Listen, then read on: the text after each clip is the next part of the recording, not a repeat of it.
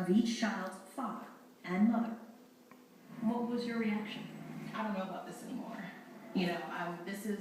We're talking about youth soccer. And for God's sake, we're in the USA, we're in California of all places. Was there a concern that Caleb, who's African American and doesn't speak any Spanish, was now in jeopardy on this team? 100%. What'd you think about that? It was ridiculous. And it wasn't just the African American parents who were concerned. A lot of questions, from Mr. Anderson and Mr. Wilmore. Kids are white.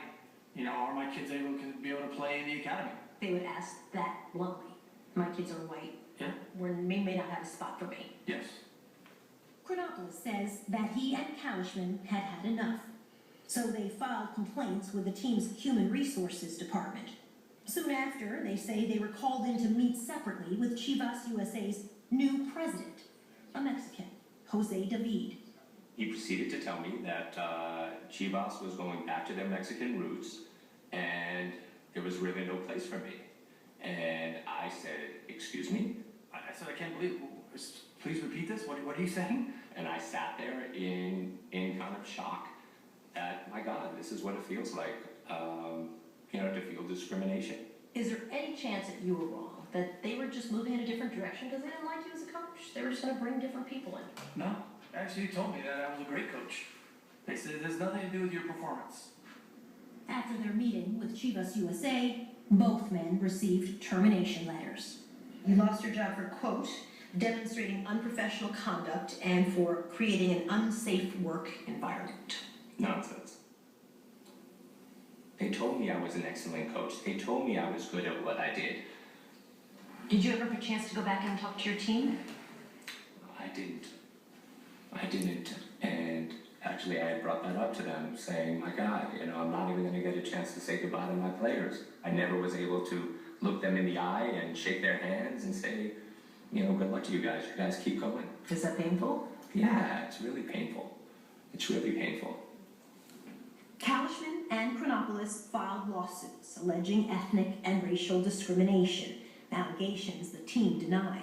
The fired coaches were in short order replaced by two new ones who could speak Spanish, though neither was Mexican. You were replaced by a guy who certainly doesn't sound like he's Mexican. He's not Mexican. Keith Costigan is not Mexican. Couldn't that be Exhibit A, proof that it just happened to be you were let go? I feel like they hired a non-Mexican to protect themselves. Just because they hired one person, that doesn't mean that the philosophy of this club is not discriminatory. After Kalishman and Chronopoulos were fired, Shamilla Pennington decided that it was also time for her son Caleb to leave. His initial question was, Mom, why am I not going to practice?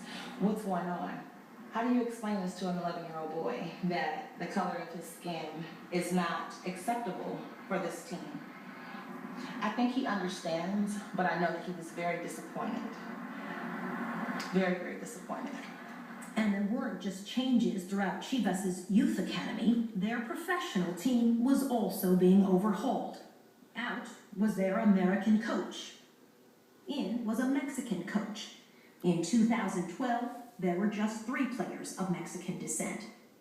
This year, the majority of the team is either Mexican or Mexican-American. Definitely there was an influx of Mexican-American talent, without a doubt. There's no way around it. James Riley says he didn't recognize his teammates literally when he showed up at training camp in January. And 3 of the players he did know from the year before were cut within days. To be able to see that in front of you is definitely very alarming, especially guys that you have, played with, went to battle with, competed with. Were they bad players? No, very good players. Ethnically, what are they? 2 were black. One is Canadian, white. Riley, who's black and Korean, was soon gone too. After having led the team in minutes played the year before, he was shipped off to DC United.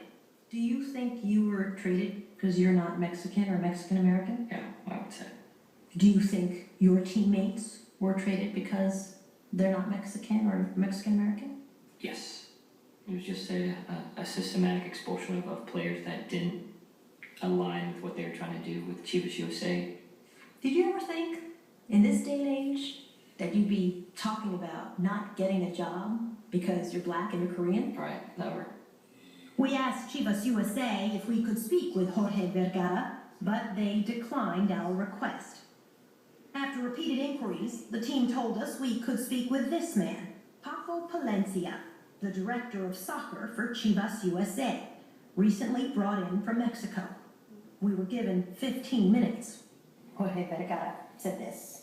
I want to recreate Chivas USA as an extension of Chivas Guadalajara. What did that mean? The culture in Mexico, to bring it here. I mean culture like in football, in soccer. Is there a strategy No. to make Chivas USA have more Mexican or Mexican-American players? No. When players tell me they saw systematic expulsion of players who were not Mexican or of Mexican descent. Is that true? Of course not. Are they lying? I don't know if they're lying. Our goal is bring good players, good skills. We don't pay attention if they are Mexican, Mexican American, Europeans. We just bring talent here. Are you denying that there's been tremendous changes on the team and you've hired a huge number of Mexican or players and coaches and staff of Mexican descent? We make a lot of changes in Chivas USA because the numbers of the last years, they're not good. And how are the numbers of this year? The numbers are good now.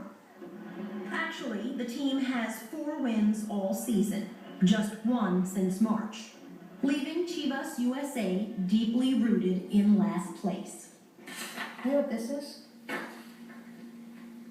What's that? This is the questionnaire that everyone had to fill out. So it says name and place of birth and position, I assume, on the team. And then they ask for the place of origin of the father and place of origin of the mother. So every player, they had to fill that out. Why would you fill that out? Just to have information. Why would you need to ask this of a 10-year-old kid for that? In Mexico, they asked me to fill it out there as well. I'm in Mexico to play in the game in the same team. I just to get some information. I don't think that it's wrong or not. We had many more questions for Palencia and Chivas USA, but soon after this exchange, team officials decided our time was up. No, not so much. So, We just have a name, I'm sorry. well, you've got plenty of time to put again. Lance, the last question. You don't have to go. You don't want to answer the question. We also had questions for Major League Soccer. We wanted to know if the league feels comfortable with the changes at Chivas USA and why they've allowed the team to remove, by Real Sports' count, 17 non-Mexican players in just the last year. But MLS declined our request for an interview. In a statement, the league told us it had a zero-tolerance policy for discrimination of any kind and is committed to diversity. All right, Kayla? Meanwhile, Shamila Pennington and her son Caleb have moved on. A year after Chivas USA personnel were allegedly told that if they didn't speak Spanish, they could go to the LA Galaxy, Caleb did just that. He's now captain of the Galaxy's 12 and under team. Good game. Did your best. James Riley has moved on too. Now happier, he says, playing with DC United. Cleaner touches, right? Cleaner touches in the middle so we can get out. But Teddy Chronopoulos and Dan Kalishman say they will not let what happened to them stand. They say they expect to see their lawsuit through and to win. In the United States, if you are discriminating by ethnicity, it's illegal. And that's what I believe that he's doing. LA is a diverse city. His team should be the same. Everyone should have that same opportunity to make this Major League Soccer team, which is an American league in the United States, no matter what your ethnicity is.